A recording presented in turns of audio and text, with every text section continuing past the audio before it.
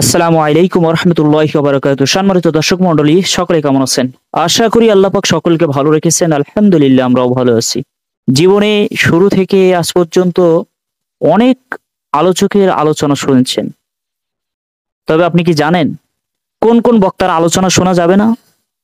আপনি তো হর হামেশাই সকলের আলোচনা শুনছেন। আজকে একজন স্বঘোষিত আলেমের মুখ থেকেই শুনবো যে কোন কোন আলেমের আলোচনা শোনা যাবে না। আগে ভিডিও ক্লিপটা দেখেন, তারপর কথা বলি। কার কার ওয়াজ শোনা যাবে না? যাদের মোবাইল আছে কালকে দিয়ে রেকর্ড করিয়া দেন।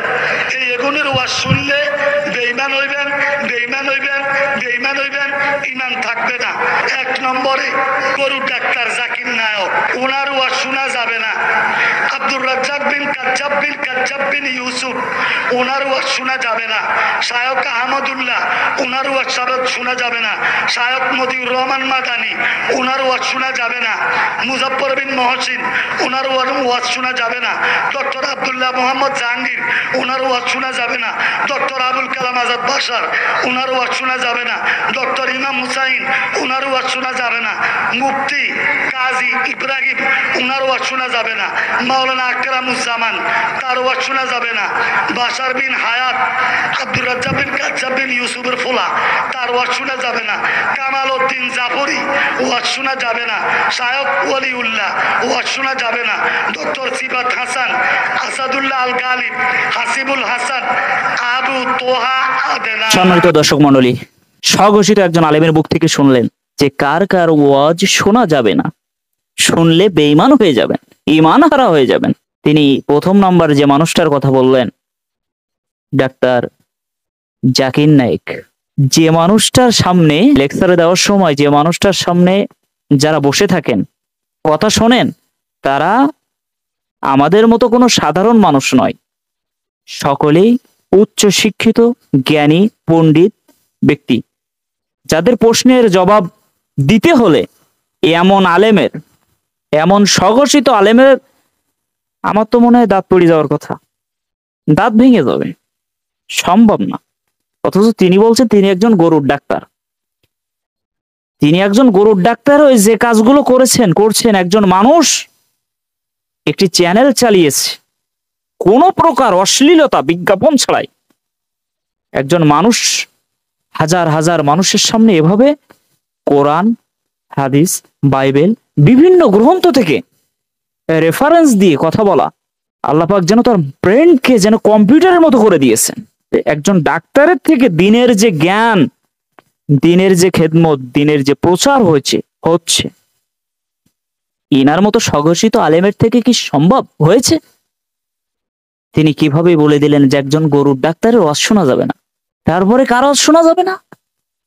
শায়েখ আহমদুল্লাহর ওয়াজ শোনা যাবে না। শায়েখ আহমদুল্লাহর ওয়াজ শোনা যাবে না। তিনি শায়েখ আহমদুল্লাহ সম্পর্কে তার কোনো জ্ঞান বা ধারণা নেই, যে কারণে কথা বলতে পারেন। এরপরে ডক্টর আব্দুল্লাহ জাহাঙ্গীর, আরে মিয়া, তুমি আব্দুল্লাহ জাহাঙ্গীর স্যারের জ্ঞানের গভীরতা তুমি জানো? তুমি কি জানো আব্দুল্লাহ জাহাঙ্গীর কে, তার অবস্থানটা ছিল কোথায়? তার বিরুদ্ধে কথা বলার আগে অবশ্যই ভেবেচিন্তে কথা বলা উচিত। তারপরে কারো শোনা যাবে না?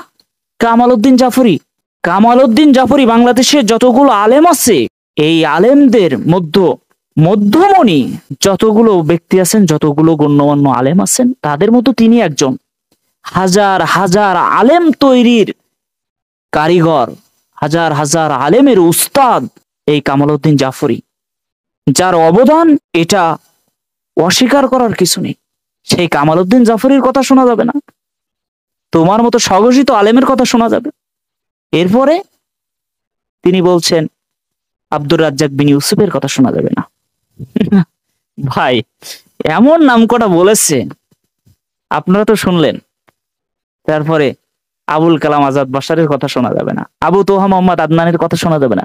একজন জেনারেল লাইন থেকে শিক্ষিত হওয়ার পরে, জেনারেল লাইন থেকে উঠে আসার পরে কোরআন হাদিস দিয়ে এত সুন্দর করে মানুষদেরকে, যুবকদেরকে মোটিভেট করছে, দিনের পথে মানুষকে ডাকছে, এটা আসলে অকল্পনীয়। একজন জেনারেল লাইনের ছাত্র হয়েও তিনি যে কোরআনের খেদমত করছেন, ইসলামের প্রচার করছেন, এটা অনেক মাদ্রাসা পড়ুয়া স্টুডেন্ট দ্বারাও সম্ভব হয়নি। আমরা তাকে উৎসাহ দিই, বাহবা জানাই। এমন এমন মানুষের নাম যাদের ওয়াজ শোনা যাবে না, কি সুন্দর করে বলে দিল, তোমার আজ খুব শোনা যাবে, তুমি খুব সুন্দর ওয়াজ করতে পারো। কপাল পোড়া জাতি আমরা। এই সমস্ত মানুষ, এদের থেকে জাতি কি শিখবে? আল্লাহ পাক এই মানুষগুলোকে হেদায়েত দান করুক। এই মানুষদের থেকে মানুষগুলো কি হেদায়েত পাবে? কি পথ প্রদর্শন, কি পথের অধিকারী, কি কোন পথে মানুষ এদের থেকে যাওয়া শিখবে? এদের থেকে কি শিখবে? আল্লাহ পাক সকলকে দ্বীনের সঠিক বুঝ দান করুক, এই প্রত্যাশাই আজ এ পর্যন্তই। আল্লাহ হাফেজ।